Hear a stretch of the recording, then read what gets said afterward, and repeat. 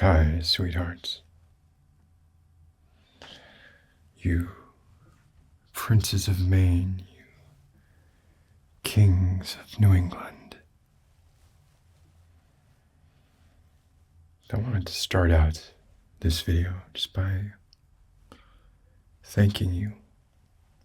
I know you had a lot of choices. There were a lot of options presented to you. You felt the need to go to sleep, which nobody is more deserving of a good night's rest than you are.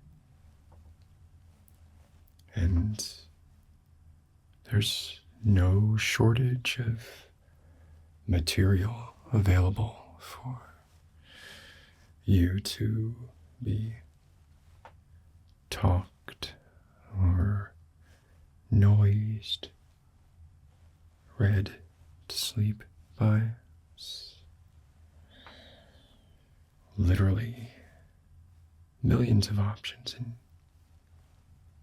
and you chose this one, and I think that's very brave, and I think it shows that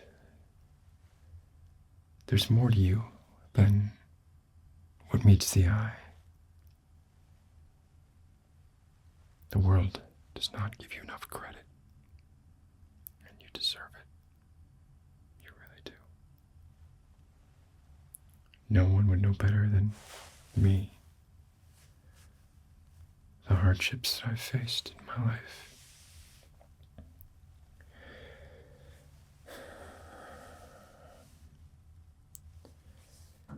And yet this video is not about me. This video is for you. And all you contribute to society. And with that in mind, it's in society's best interest to provide as much material as possible to help you get the rest that you need so that you can be a productive member of that society the following day. Poorly rested is poorly prepared. I'm sure you've heard that before. And it's true.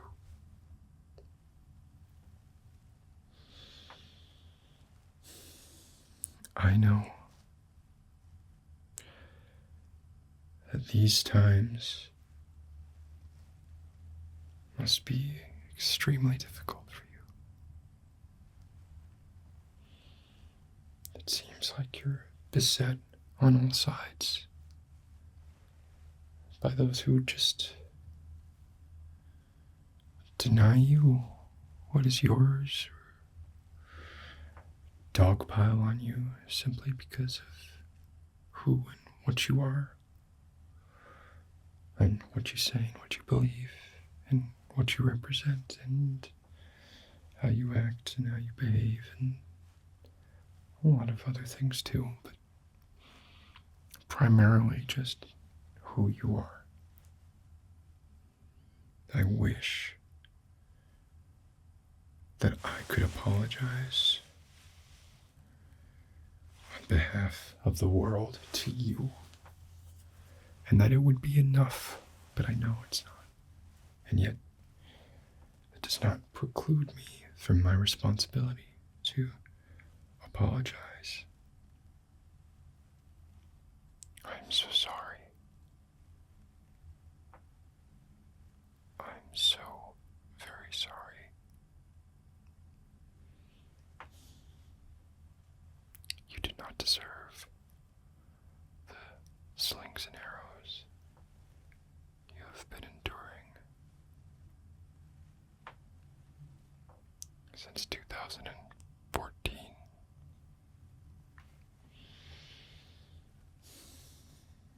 But I think you can take refuge in the knowledge that if you just continue being who you are,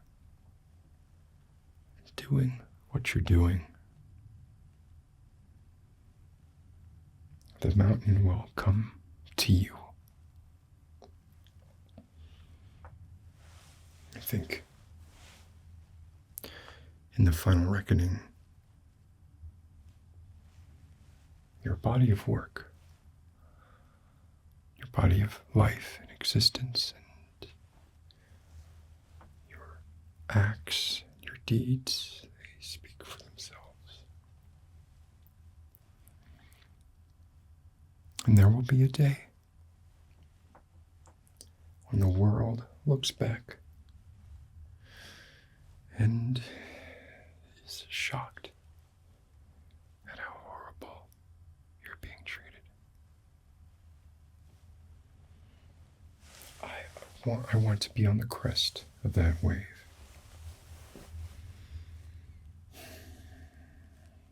I don't. Look, it boggles even me.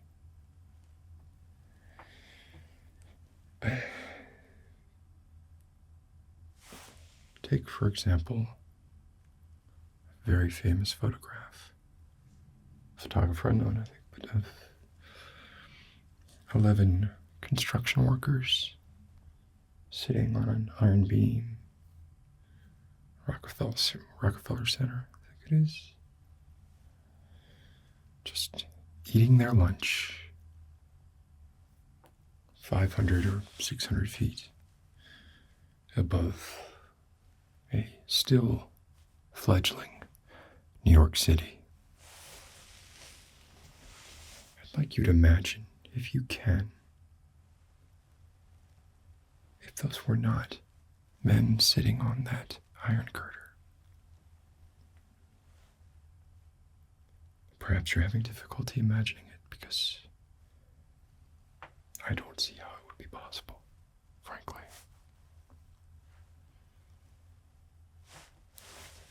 Just the wind at that altitude blowing up their tresses or tousling their hair. No. They would not be able to pull off the look of gentle ease. A group of strong, self-assured men do. The very existence of such a photo like that, and I'll be honest with you now, I feel like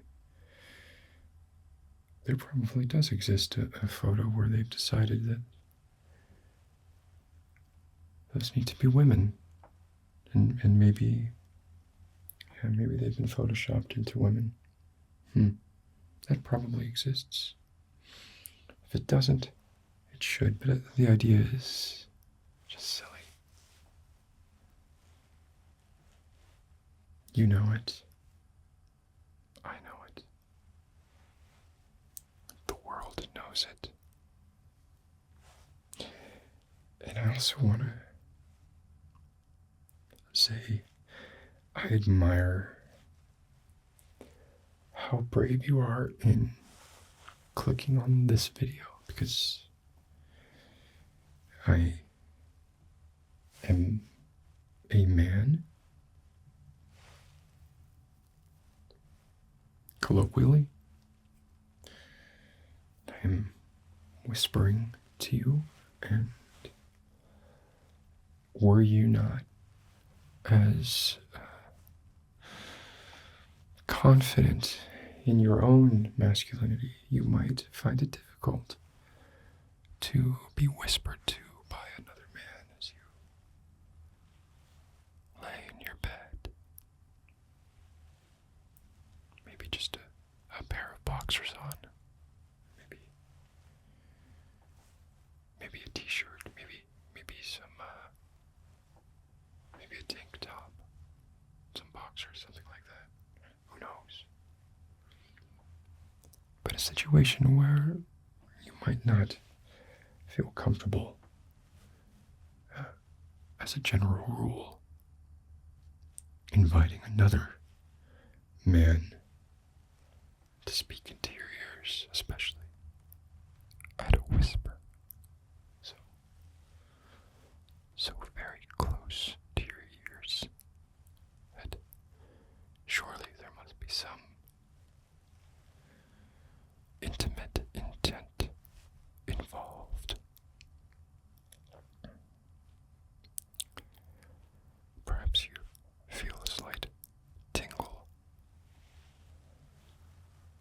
it's called ASMR.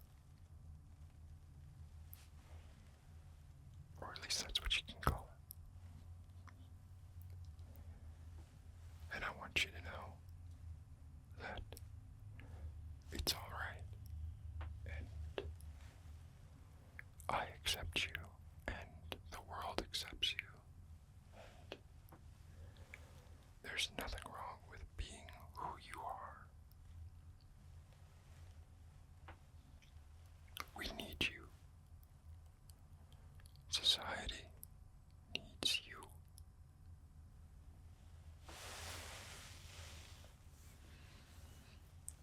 Who would fight our colonialistic wars for us?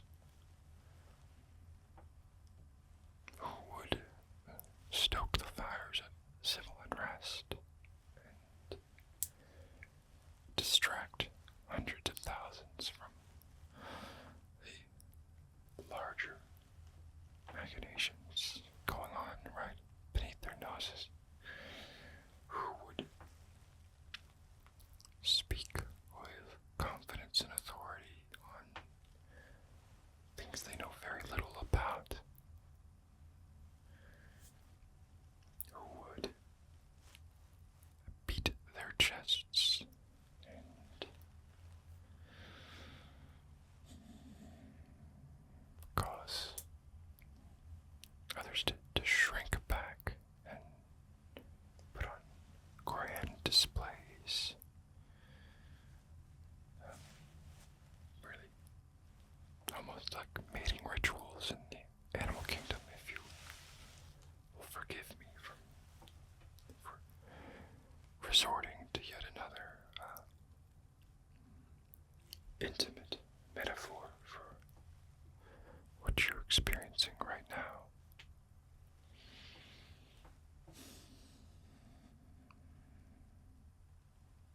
The world needs you. Women need you. I need you. And I'm not ashamed to say it. I really do.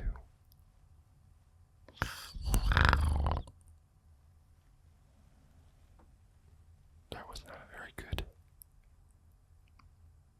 purr, but it's the best I can do. I'm very manly, so it's very difficult for me to purr like a kitten. I try. It just doesn't always work for me.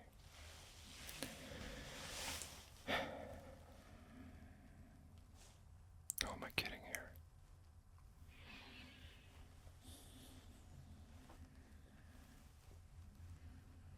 I'm technically a man, yes, but I don't think I could contribute to the world the way that you do. I think that I am riding on your coattails. So I need you to get your rest, because if you're not pulling me along with you, then we both get nowhere. So get some rest and then strengthen that back some more tomorrow, because I'm feeling kind of lazy, to be honest with you, and I think I need a few days to just kind of think about stuff. I'm more a thinker than a doer, you know. And that's not really to say that I think about stuff and then do it. I just like to think about stuff and then just not do anything. There's no productive output from the thinking. There's just the thinking for its own end, which I can't say that puts me in the same tier, the high echelon, the stratosphere, the heady heights, the oxygen plus layer of the atmosphere that you inhabit. Your room is probably clean. You probably get up very early in the morning to go exercise. Possibly make some unwanted remarks towards, the opposite sex or the same sex or whatever, whatever you want. But maybe they're not actually unwanted, but how does people have to act like it's unwanted? But gotta get that plausible deniability in there, but you know better. I have a sense about you. I think that you can see beyond what people like myself and lower value males and just all females and anyone who doesn't identify as a high value male, anything that they would be able to do. And so I respect you. I respect you so much. I'm going to give that purr another try. Let's see.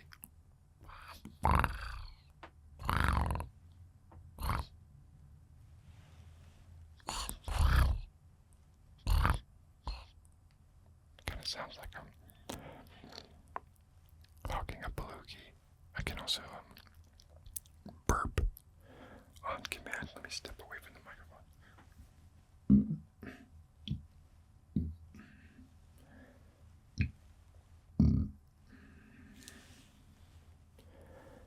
I'm not without the skills.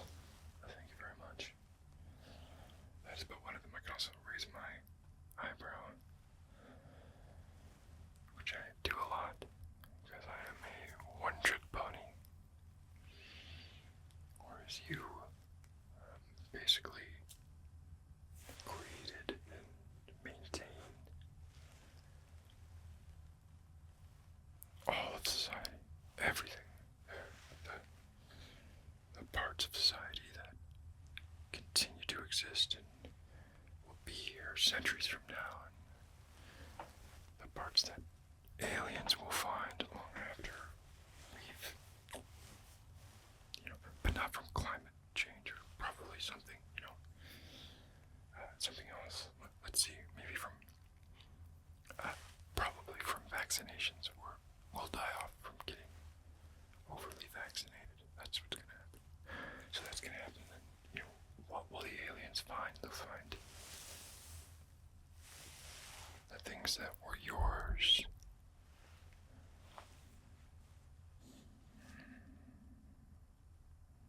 Kind of makes it seem pointless, though, doesn't it? I mean, if the things that were yours exist only to be discovered by a civilization other than our own, of what value were they intrinsically? I mean, of what value is a legacy? Of what value is being remembered? What is the difference between being forgotten the week after you die and 500 years after you die, or even 2 centuries after you die? These spans of time are both blinks of an eye from a cosmic perspective. Therefore, it's hard to say that you've accomplished anything of actual value just because you're remembered slightly after you're gone.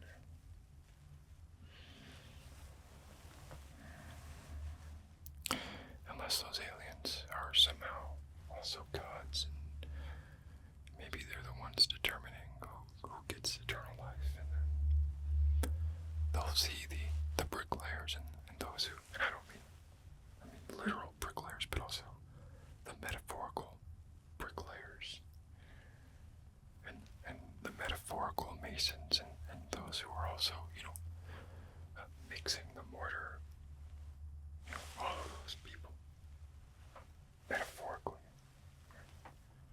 Let them into the kingdom of heaven. As long as they're wearing their special underwear, I suppose. That would be a prerequisite. We can't, I know boxers are okay right now, but they're not going to cut it in the kingdom of forever. So, but maybe you're wearing your special underwear right now. I don't know. I can't actually see out of whatever device you're watching or listening to this from. As much as I would like to.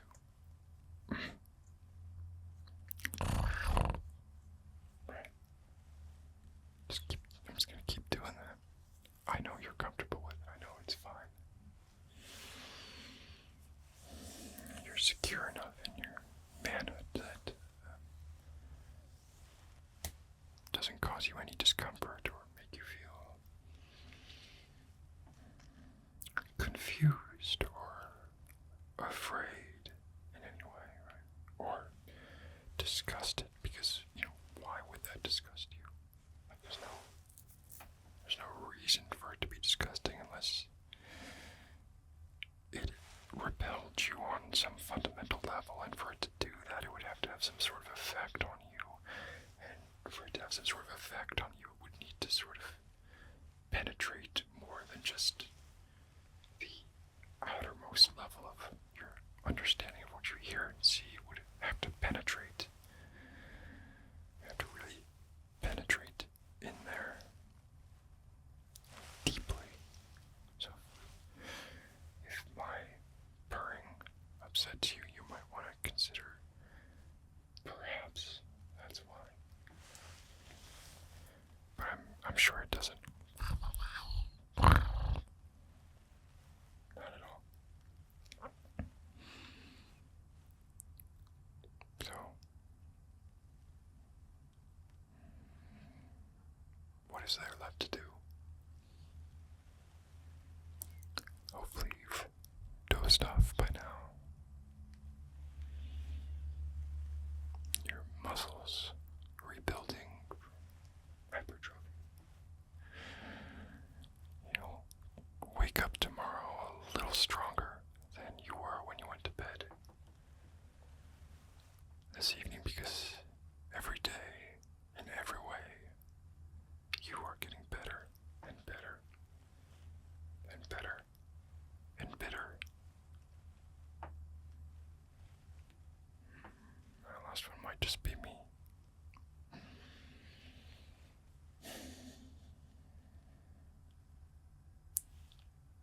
Thank you